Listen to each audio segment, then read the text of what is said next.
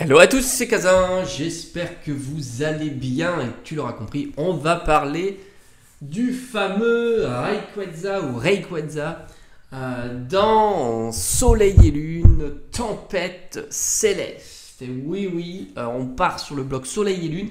Alors, je t'avoue que les Full Art Soleil et Lune sont pas les cartes qui me font rêver. Voilà, je trouve que ils ont loupé le coup, surtout quand on passe de XY à Soleil et Lune. Voilà, franchement, quand tu vois la différence, quand tu les vois côte à côte, c'est assez flagrant.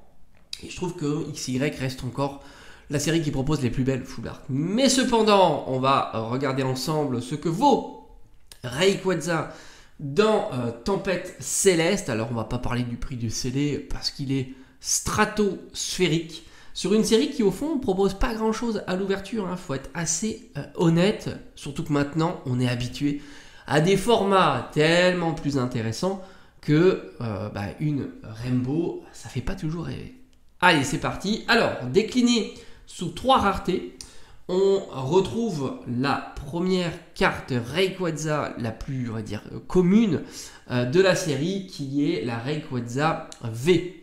Alors, celle-ci, elle tourne, on va dire, aux alentours d'une quinzaine d'euros. Alors, sur les V, j'ai moins de choses à dire. Je les trouve en règle générale assez réussis parce que tu t'aperçois qu'il y a une petite scénographie derrière, un petit décor, quelque chose qui a été traité. Et de temps en temps, c'est super bien rendu. J'ai en tête tout simplement le Léviator GX que je trouve plutôt très sympa. Alors, je ne sais pas si tu t'es dit Rayquaza V, en fait, ce sont les GX, mais bon, entre les V, les X qui reviennent et ainsi de suite, je me perds un petit peu. Donc, Rayquaza GX, on est aux alentours d'une quinzaine d'euros. Attention, on est sur un état near mint. Donc là, c'est très important. Et j'ai envie de te dire, sur Soleil et Lune, l'état est plutôt bien évalué par les vendeurs. Voilà. En dessous, c'est pas toujours le cas.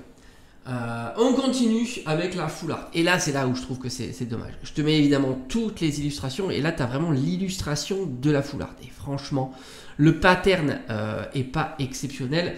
Là, je t'ai mis l'illustration parce que ça, c'est l'illustration qui a été utilisée de Rayquaza pour cette carte alternative de Destinée Occulte. Voilà, tout simplement. Tu le vois ici, petit A pour alternative parce qu'ils ont repris l'illustration. Alors l'illustration est très très belle.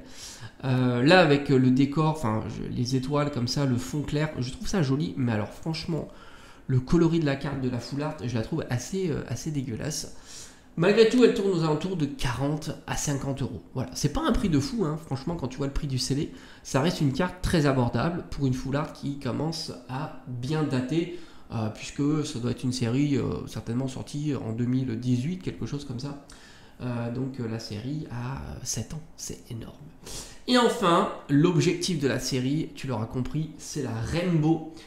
C'était à l'époque le format nouveau, on va dire, Gold et Rainbow. Gold comme ils l'ont travaillé sur ce bloc-là, et Rainbow. Ça a été la nouveauté. Moi, je t'avoue que j'aime bien les Rainbow, mais sans plus. Et au final, cette carte-là, là aussi, rien de stratosphérique pour cette carte-là.